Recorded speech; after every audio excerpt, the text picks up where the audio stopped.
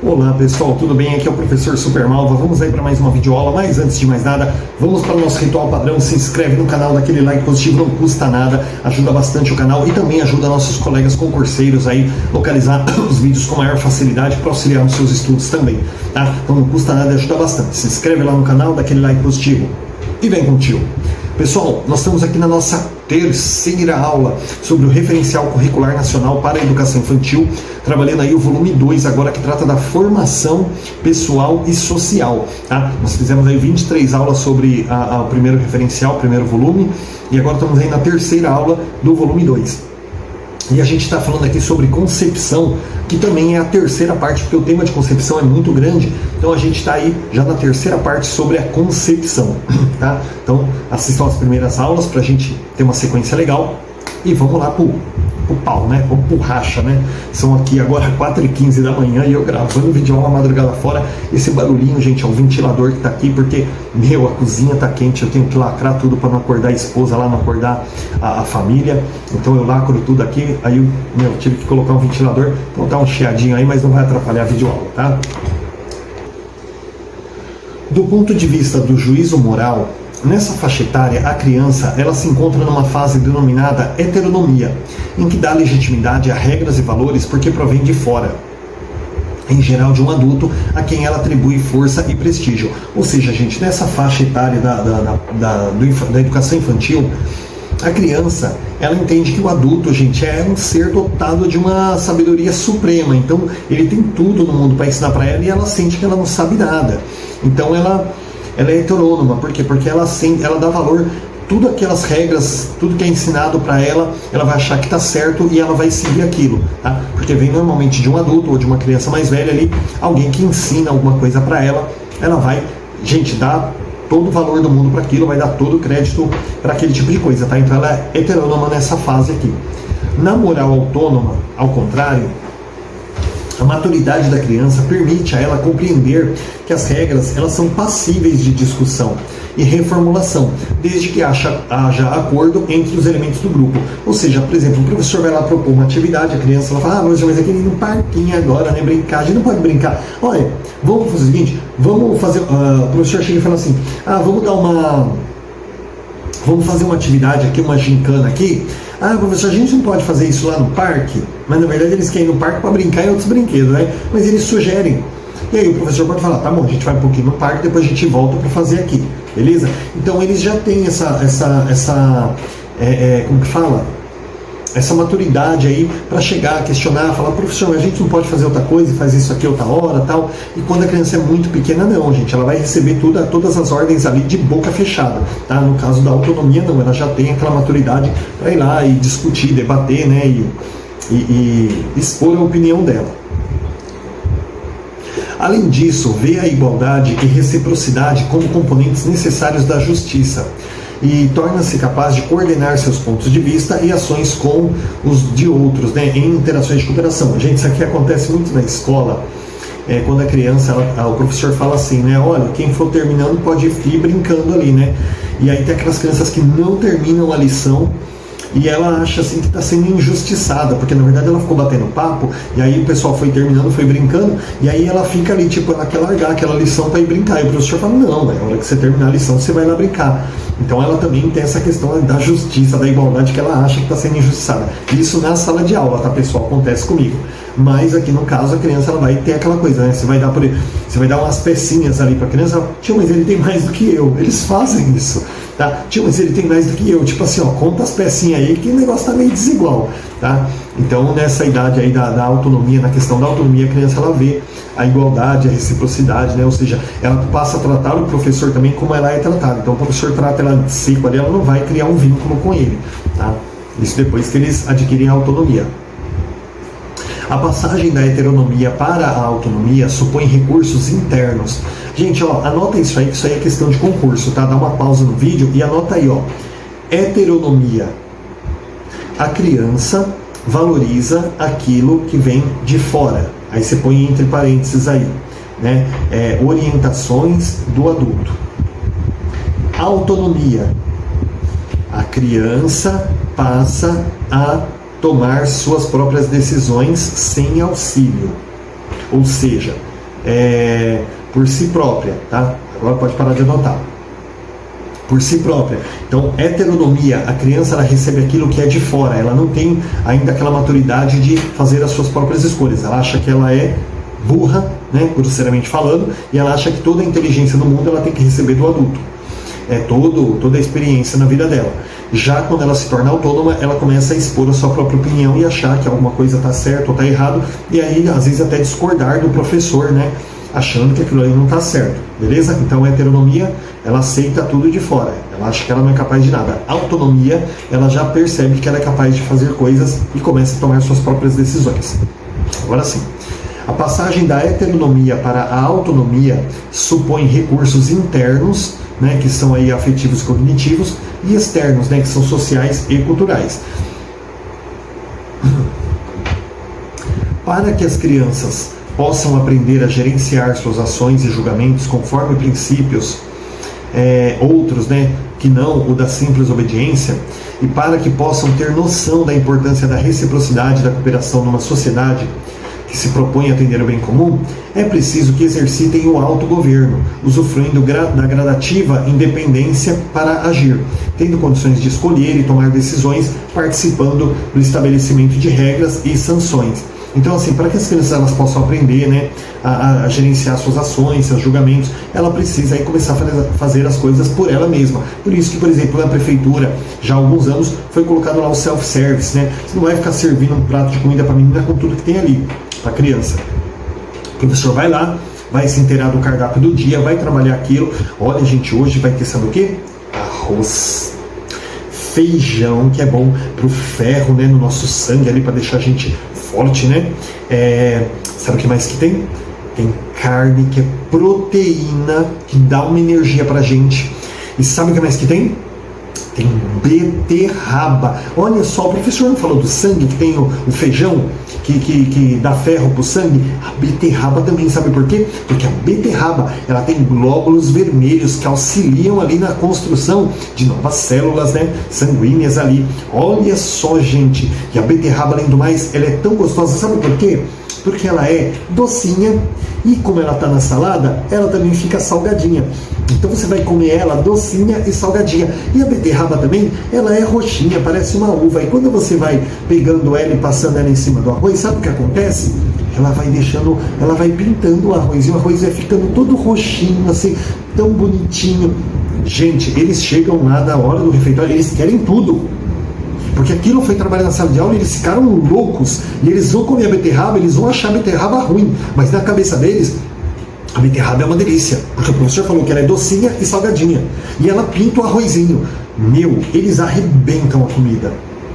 Agora, você não pode, por exemplo, pegar a cozinheira e colocar arroz, feijão, bife, beterraba. Eles não vão comer. Eu não gosto disso. Eu não gosto disso. E não vai comer. Muitas vezes não come nada da comida. Então o self-service ele serve para dar autonomia. A criança, se ela chegar e olhar ali, pegou um arroz, não quero feijão não. Vai lá, pega lá um bife, não quero beterraba não. Você tem que incentivar ela a comer, mas você não pode obrigar. Ela tem que ter essa autonomia de descobrir o que ela quer comer, o que ela gosta de comer. Porque quando ela chegar na mesa e ver os colegas todos comendo beterraba, ela vai voltar e pegar a beterraba dela. Tá? Então ela tem que ter essa autonomia, para que elas possam ali aprender a gerenciar suas próprias vidas, suas próprias ações, tá?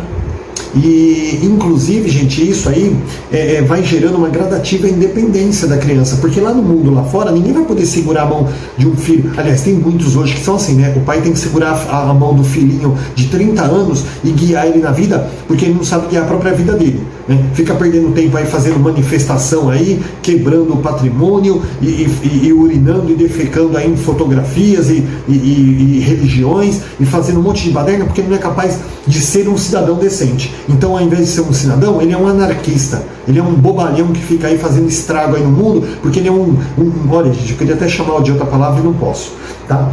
Então, assim, para que a criança não se torne esses imbecis aí, tá? Para que ela se torne um cidadão que construa a sociedade, que procure fazer o melhor, que valorize aquelas pessoas que procuram fazer o bem, né? Para que se torne um cidadão íntegro, um cidadão integral, um cidadão participativo, um cidadão que possa transformador da sua realidade realmente. A independência, pessoal, ela é muito grande, a autonomia ela é muito importante. Tá? A independência não é grande, a independência é muito importante, a autonomia é muito importante. Tá bom? Para que as pessoas não pensem que podem transformar o mundo fazendo protesto. Não, a gente transforma o mundo com inteligência, com boas ideias, com conhecimento, mostrando para as pessoas ali que tal coisa vai ser bom para nós. Tá bom? Então, para isso, é muito importante trabalhar a autonomia na escola. Por isso que tem hoje aí o self-service, que a criança vai se servindo ali e vai aprendendo. E cabe ao professor incentivar ela a comer tudo que é de bom. Tá? Assim, é preciso planejar as oportunidades em que as crianças dirijam suas próprias ações, né? Tendo em vista seus recursos individuais e os limites inerentes ao ambiente. Então, assim, precisa planejar, pessoal, oportunidades ali para que as crianças elas possam dirigir suas próprias ações, tá? Sempre respeitando ali os recursos individuais ali, né, da criança, os seus limites também, ver até onde a criança pode chegar, né? E também os limites inerentes ali ao ambiente, né, pessoal? Ver o que dá para ser trabalhado na sala, o que dá para ser trabalhado na escola e o que é passível da criança aprender. Você não vai lançar desafios além da capacidade dela, que você vai acabar desmotivando a criança, tá bom? Lembrando que a autonomia é uma coisa gradativa. Um projeto de educação que almeja cidadãos solidários e cooperativos, ele deve cultivar a preocupação com a dimensão ética, traduzindo-a em elementos concretos do cotidiano na instituição. Ou seja, trabalhando ali com a realidade local. Por exemplo, você pega ali e fala, olha gente, vocês viram como está suja a rua aí na frente da escola, né? Vamos procurar jogar as coisinhas no lixo, né?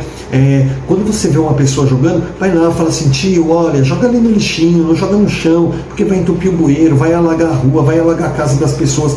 E ensinar a criança a trabalhar essa coisa da cidadania. Então, quando você começa a trabalhar a partir de situações que muitas crianças passam na casa, quando chove, alaga tudo ali, a criança ela vai tomar aquela consciência do que é certo e o que é errado, aquela consciência ética do que é certo e o que é errado. Eu jogo o papel do pirulito na rua porque todo mundo joga. Não, ele vai entender que se ele fizer, né, agir como Gandhi ali, né, seja a mudança que você quer ver no mundo, né? Se ela começar a perceber aquilo, ela vai começar a trabalhar, ela vai ver uma pessoa e falar, tio, não pode jogar coisa na rua, tio, tem que jogar no lixo, senão vai encher o bueiro, vai alagar tudo. E o adulto vai ficar constrangido, ele vai falar, tomando uma carcada de uma criança, né, gente? E aí cada um vai fazendo a sua parte. Olha que lindo, olha que bonito, né, que bacana. O complexo processo de construção da identidade, da autonomia, ele depende tanto das interações socioculturais como da vivência de algumas experiências consideradas essenciais, né, associadas à fusão e diferenciação, construção de vínculos e expressão da sexualidade também. Então, complexo, a construção da identidade, da autonomia, depende aí tanto das interações socioculturais como de experiências aí essenciais, né, pessoal, da vida. Onde a criança vai aprender a se diferenciar como ser humano, né? Ter a construção aí de vínculos, inclusive aí a expressão de sua sexualidade também, isso de forma gradativa, não é a escola que tem que determinar essas coisas, a criança ela vai se descobrindo também, tá bom? Agora a gente vai falar aqui sobre o processo de fusão e diferenciação, que foi isso que a gente tratou aqui no comecinho, nesse último parágrafo, tá?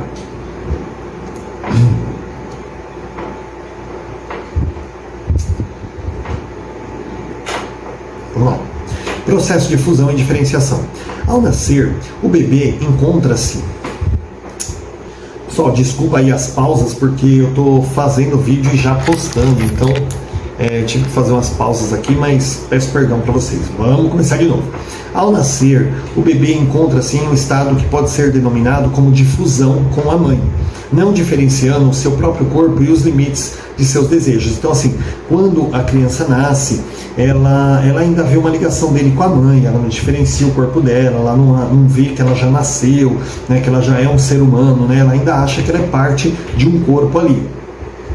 Pode ficar frustrado e raivoso quando a mãe ou o adulto que dele cuida, né, não age conforme seus desejos. Por exemplo, não lhe dando de mamar na hora em que ele está com fome. Como a criança não sabe se expressar, muitas vezes ela está chorando, a mamãe pega no colo, balança, sacode, vira da avesso, né? E tenta pôr para dormir, tenta dar banho, tenta trocar fome, e a criança está com fome. Então até descobrir o que a criança quer ali, né? Claro que as mães conhecem, mas às vezes ela também não é um robô. Às vezes a mãe vai procurar algumas outras necessidades até descobrir que realmente é fome que a criança quer. E a criança vai chorar, espernear ali, porque ele não entende ainda ele não sabe se expressar, né? E aí fica tipo, né, na cabeça dele, só a jumenta, né? Eu quero mamar. E a mãe, até ela descobrir ali, a criança fica brava, né? Vai ficar frustrado ali, raivoso, né? Porque não dá o que ele quer.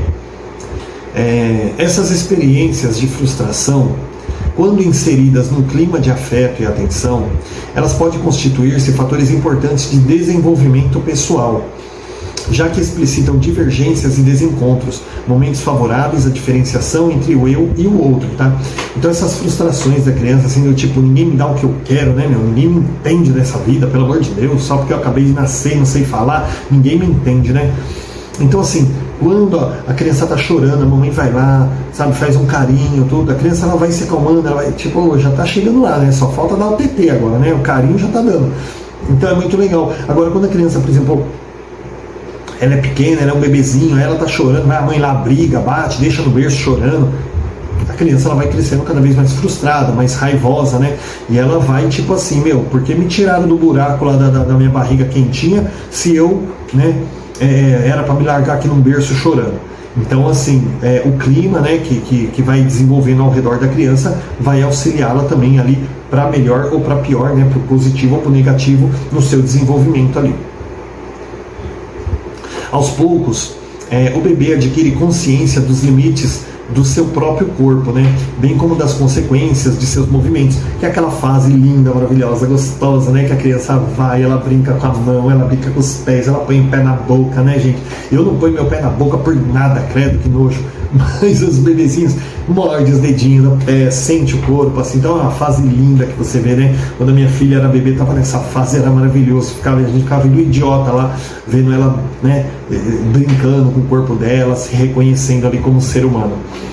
Essas conquistas podem ser exemplificadas pelo encantamento em que fica quando descobre que pode comandar os movimentos da sua mão, né? Ou pela surpresa com que reage quando morde o próprio braço e sente dor, né? Então, assim, essas conquistas aí, elas podem ser vistas aí, né? Quando a criança ela morde o próprio braço ali, sente que doeu, aí ela fala, puta, meu, o que é isso aqui, cara? Ela pode ter certeza que ela não se morde mais, né? Mas tem outras situações aí também, quando a criança ela aprende a comandar os dedos, né? Segurar as coisas. Gente, é uma fase linda, maravilhosa. Quem é pai e mãe aí, ó, cara, é lindo. Quem não é ainda, quando tiver seu filho, aproveita, que é muito gostosa essa fase. A exploração de seu corpo e movimentos, assim como o contato com o corpo do outro, né, são fundamentais para um primeiro nível de diferenciação do eu. Tá? Então a exploração do seu próprio corpo, assim, né, ajuda muito para diferenciar ele das outras pessoas, né, ele perceber que ele não faz parte de um corpo ali, né, ele tem o próprio corpo dele. É por meio dos primeiros cuidados que a criança percebe seu próprio corpo como separado do corpo do outro, né? Organiza suas emoções e amplia seus conhecimentos sobre o mundo. O outro é assim, né, elemento fundamental para o conhecimento de si, ou seja, ele vai percebendo ali, né, o papai, a mamãe, né, quando ele chora, um dos dois aparece ali para acudir ele, ele vai percebendo ali que ele está separado, mas que ele realmente é o poderoso chefinho ali, né, ele chega e domina e faz o negócio acontecer. Quanto menor a criança, mais as atitudes e procedimentos de cuidados do adulto, eles são de importância fundamental para o trabalho educativo que realiza com ela. Então, assim, claro, né, se nascer um bebê recém-nascido, você tem que ficar grudado nele ali 24 horas, né? Aí, tá ali com 3 meses, né, você já consegue, bota lá para dormir, né, deixa lá dormindo lá um pouquinho, né? De vez em quando vai lá dar uma escutidinha, aí a criança está com 6 meses, 1 ano, né? Aí você já põe para dormir, já liga a TV, né? Já fica lá e espera chorar, né?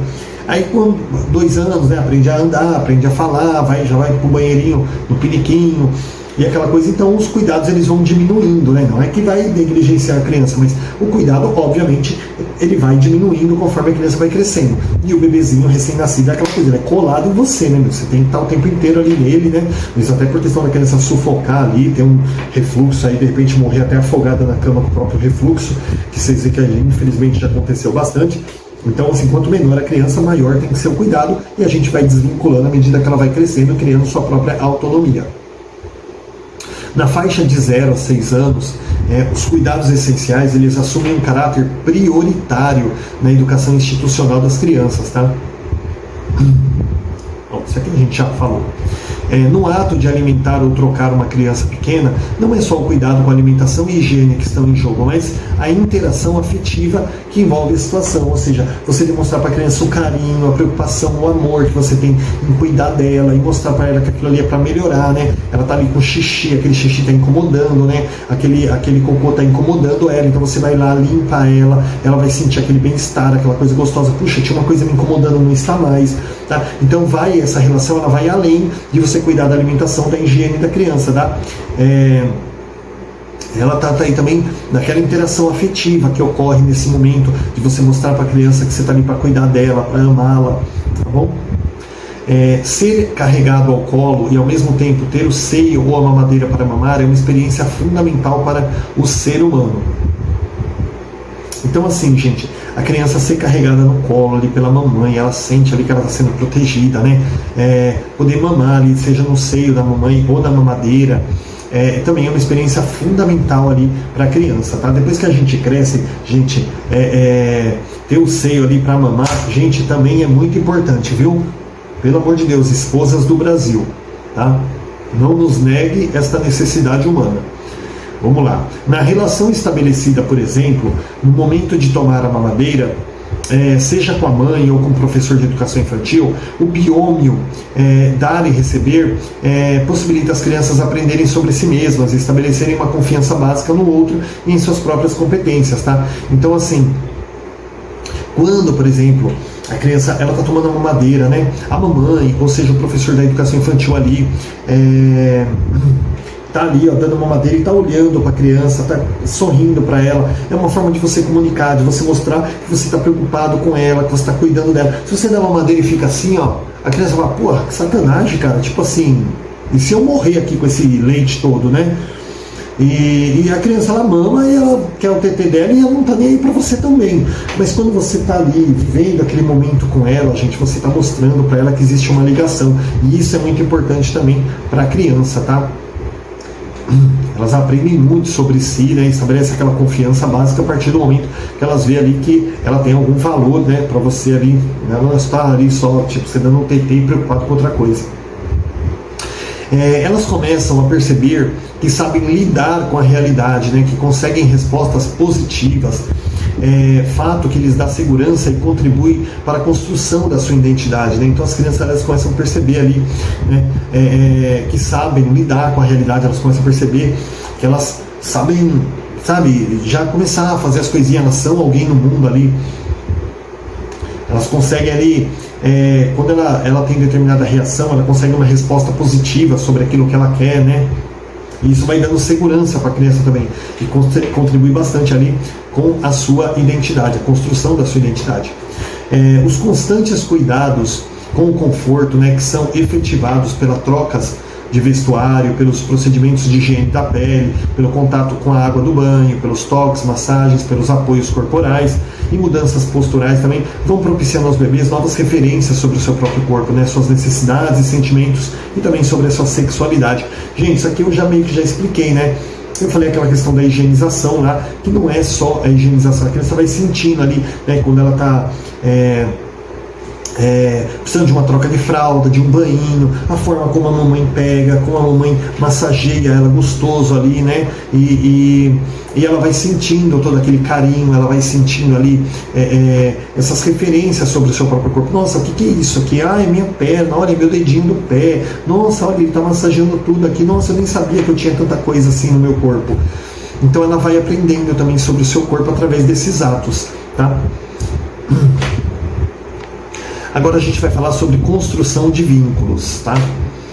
Desde o nascimento, as crianças se orientam prioritariamente para o outro, inicialmente para os adultos próximos que lhes garantem a sobrevivência, propiciando sua alimentação, higiene e descanso, tá? Então as crianças, elas vão se orientam ali a partir da outra pessoa que está em contato com ela, tá? Desde o nascimento, inicialmente pelos adultos próximos, e aí em seguida ela vai se orientando conforme as pessoas que vão rodeando ela. O bebê nasce e cresce, pois, em íntimo contato com o outro, o que possibilita o acesso ao mundo. O que lhe possibilita o acesso ao mundo, tá? Então, sempre em íntimo contato com outra pessoa, a criança ela vai tendo esse contato, esse acesso com o mundo. ele expressa seu estado de bem-estar ou mal-estar, né? Ele expressa o seu estado de bem ou mal-estar pelas vocalizações, gestos e posturas que são percebidas, interpretadas e respondidas, né, pelos outros aí, conforme aprenderam em suas experiências na cultura a qual pertencem, né? O bebê já nasce imerso nessa cultura, então a criança ela já vai percebendo, quando ela chora, né, alguém vem atender ela, né, e com o tempo ela vai crescer e vai falar tetê, né, cocô, xixi, e aí você sabe que você tem que trocar ela, tá? Você sabe que tem que alimentar ela, então ela vai se expressando através de gestos, aí depois de pequenas palavras também. Entre o bebê e as pessoas que cuidam, interagem e brincam com ele, se estabelece uma forte relação afetiva, né? A qual envolve aí sentimentos complexos e contraditórios, como amor, carinho, encantamento, frustração, raiva, culpa, né? Então, assim, entre o bebê e as pessoas que cuidam dele, aí sempre se estabelece uma forte relação afetiva, seja uma relação afetiva positiva ou negativa em certos momentos também. Essas pessoas não apenas cuidam da criança, mas também medeiam seus contatos com o mundo, atuando com ela, organizando e interpretando para ela esse mundo, né? Então sempre mostrando ali, olha ali o uau, né, o miau, olha lá, olha a nuvem, aquela coisinha, e vai mostrando para a criança ali, ampliando os conhecimentos dela. É nessas interações em que ela é significada, interpretada, né, como menino, menina, como chorão ou tranquilo, como inteligente ou não, né, que se constroem as suas características, né? Então, claro, cuidado com o bullying, aí, o baby bullying, né? Não pode existir o baby bullying não, hein? Mas assim, você vai interagindo com a criança, dizendo se ela é menino, se ela é menina, né? Ai, como você tá chorando, ai, nossa, ele é tão tranquilo, ai, nossa, ele é tão agitado, ai, não tem... Então, com esse tipo de coisa aí vai desconstruindo aí as características da criança, tá? As pessoas com quem construíram vínculos afetivos estáveis são os mediadores principais, sinalizando e criando condições para que as crianças adotem condutas, valores, atitudes e hábitos necessários à inserção naquele grupo ou cultura específica. Ou seja, né, as pessoas que têm contato direto com a criança, normalmente os pais, os avós, ali, os irmãos, eles são as pessoas ali, os seus mediadores principais, as pessoas que vão criando condições aí para que a criança ela vá adotando aí condutas, valores, né, atitudes e hábitos aí necessários para a inserção naquele grupo, né, ou naquela cultura específica. Então a criança ela vai aprendendo a lidar com a família, com o meio ao qual ela vive, a partir desses mediadores principais, as pessoas que estão em contato com ela constantemente. São essas pessoas aí que vai dando as primeiras orientações na vida da criança, tá? Em seguida, as crianças elas se orientam para outras pessoas à medida que expandem seus campos de ação. Embora bem pequenas, elas também demonstram forte motivação para a interação com outras crianças. Tá? Então as crianças aí elas vão se expandindo, aí, conhecendo novas pessoas, e a partir daí elas vão ampliando seus conhecimentos também. Tá? Embora elas sejam bem pequenas, elas também demonstram aí uma forte motivação para a interação com outras crianças. Então você bota um bebê de frente com o outro ali, a conversa vai ser longa. Porque quem já fez essa experiência vê que os bichinhos ficam num bababi ali, que conversa pra caramba, eles adoram, né? E é muito legal quando você vê um bebê que ele fala assim, ó, nenê, né? O nenê pra ele é nenê, né? Ele não é nenê, ele é grande. Então é muito legal essas interações aí também. A orientação para o outro, além de lhes garantir acesso a um grande conjunto de informações que este outro lhes proporciona, evidencia uma característica básica do ser humano, que é a capacidade de estabelecer vínculos. Ou seja, a criança, conforme ela vai conhecendo pessoas estranhas ali, ela vai tendo contato, vai interagindo, aquela pessoa deixa de ser estranha para ela e ela vai estabelecendo vínculos afetivos ali também. Tá bom? A gente vai passar agora para a expressão da sexualidade, mas a gente vai fazer isso na quarta aula aí, porque aqui já deu o horário, tá, pessoal? Já deu aí, senão vai cortar o vídeo, tá bom? Então, pessoal, bons estudos, não esquece de se inscrever e dar aquela curtida, bons estudos aí, até a próxima aula.